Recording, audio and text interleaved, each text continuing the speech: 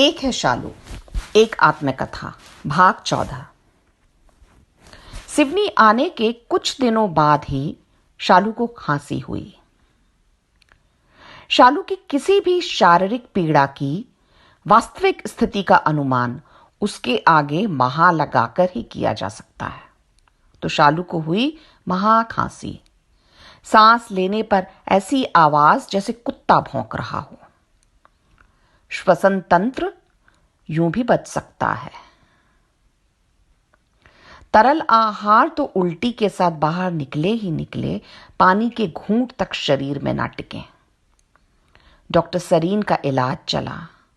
रोग का नाम कुकर खांसी, अत्यधिक संक्रामक। एक हफ्ता निकला, दूसरा हफ्ता निकला। कम होने की बजाय खांसी का प्रकोप दिनों दिन बढ़ता ही जाए। महीना निकल गया, लेकिन कोई राहत नहीं। दिन में तो चले ही चले, रात नींद में भी।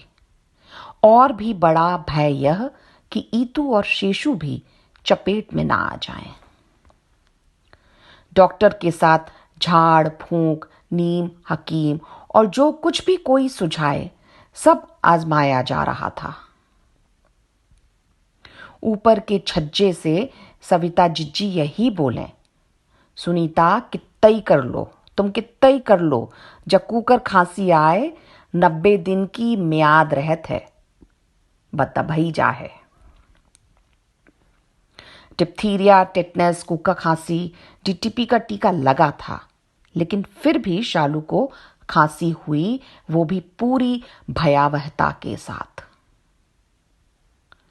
अंततः खांसी गई 90 दिन में ही। शालू की सभी बीमारियां माखन सुनीता के लिए कमर तोड़ू, दिमाग फोड़ू और दिल झंझोड़ू रहती। जीवन वहीं रुक जाता, हृदय तार तार हो जाता। 3 महीने के बाद उनकी भी सांस में सांस आई। सुनीता का जीवन कुछ सामान्य हुआ तो उसका ध्यान दूसरी चुनौती भगा दो पर गया। इसका ट्रेलर शालू सिवनी आते साथ ही दिखा चुकी थी।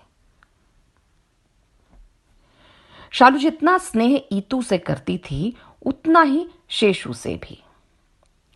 लेकिन शेषु के होने के बाद ईतू बहुत चिड़चिड़ी हो गई थी। संतुलन बैठाने की सुनीता भरसक कोशिश करती, पर भिनर भिनर शुरू ही रहती। हर चीज में टें टें टें टें, नहाने में, खाने में। शालू अति विशेष और शेषु महाभर का। बरीली की तरह नौकर चाकर भी नहीं। एक तो गोद में बच्चा, ऊपर से ईतू का भिनकना और उसके भी ऊपर शालू का असहयोग आंदोलन।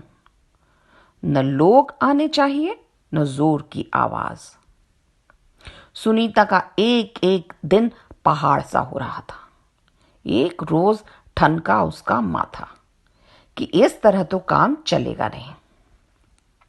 सुनीता ने संवाद शुरू किया छेड़ी के बच्चों से।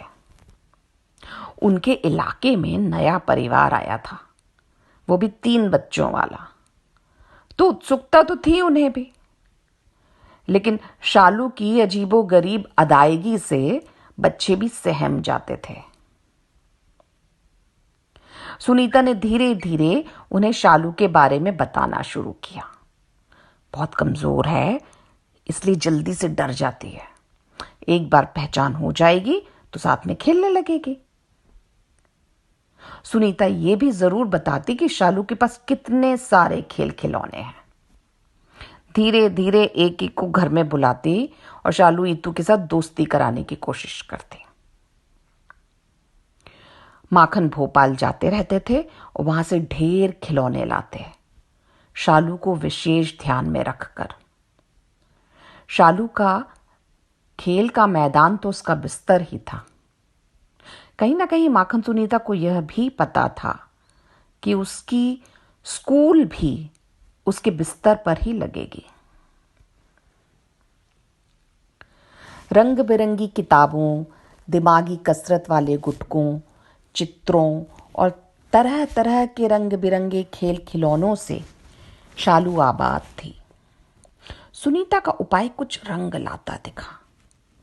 शालू शांत रहती, बहुत कम बोलती, लेकिन उसकी नजर हर गतिविधि पर रहती। मेहमान बच्चे के हाव भाव पढ़ना, एक एक बात सुनना, हर चीज पर उसका ध्यान जाता। कुल मिलाकर छेड़ी में रहने का निर्णय असर दिखाने लगा था। धीरे धीरे शालू का बिस्तर खचाखच भरने लगा। बच्चों का आना, बिस्तर पर जम जाना लगभग रोज की बात हो गई। रूबिक क्यूब क्या होता है, ये छेड़ी के बच्चों ने पहली बार शालू के पलंग पर ही देखा और जाना। बिस्तर मच रहा है, घर गंदा हो रहा है, काम बढ़ रहा है, आदि बातों की सुनीता को कभी परवाह नहीं रही। अचानक की किसी भी आवाज या आहट पर चौंक जाना, फिर हाथों का सीधे ऊपर तनना और फड़फड़ाने लगना, चड्डी गीली होना, यह दिन में कई बार होता। इसका तो कोई उपचार भी नहीं था, लेकिन लोगों को अब शालू पहचानने लगी थी। फिर भी कुछ कुछ लोगों के साथ वही पुराना बर्ताव करती। ऐसी परिस्थिति हो जाती कि सुनीता को आए हुए व्यक्ति को घर से जाने के लिए बोलना पड़ता। शालू को किससे डरना है, किससे नहीं, इसका पता केवल शालू को ही था।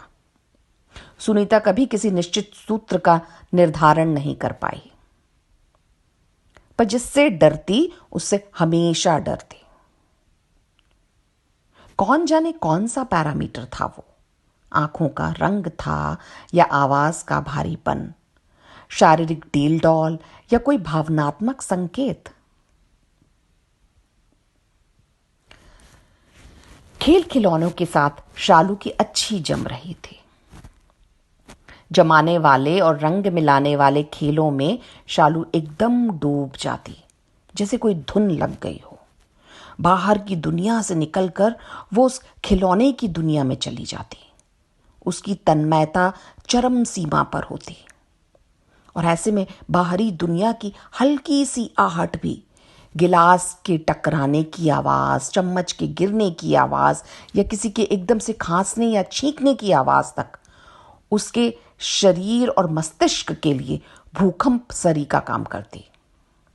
बस फिर हाथ फड़फड़ाना, चड्डी गीली होना। लेकिन शालू का यही तरीका था कुछ भी करने का, इसी तरह तल्लीन होकर। बहुत बार साधारण बच्चों के मुकाबले जल्दी हल कर लेती।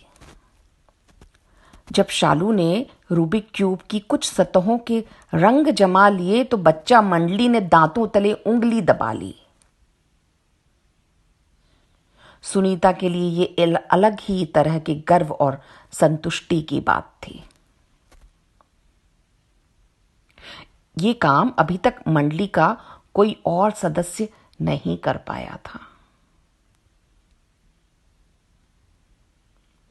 शेषू की आंखें बड़ी बड़ी, खुद भी एकदम गोल मटोल, और छेड़ी का सबसे छोटा निवासी। पूरी छेड़ी उसे खिलाए। मिलन और छोटी गुड्डी रोज सबसे पहले माई के यहां आए, शेषू को जी भर के खिलाएं और फिर स्कूल जाएं। सुनीता माखन पूरी छेड़ी के माई मामा बन गए थे। शेषू के सारे टीके माखन सुनीता ने एकदम ध्यान से समय पर करवाए, और गोल मटोल तो था ही, तो सिवनी क्लब में स्वस्थ बच्चा प्रतियोगिता में उसका नंबर भी लग गया।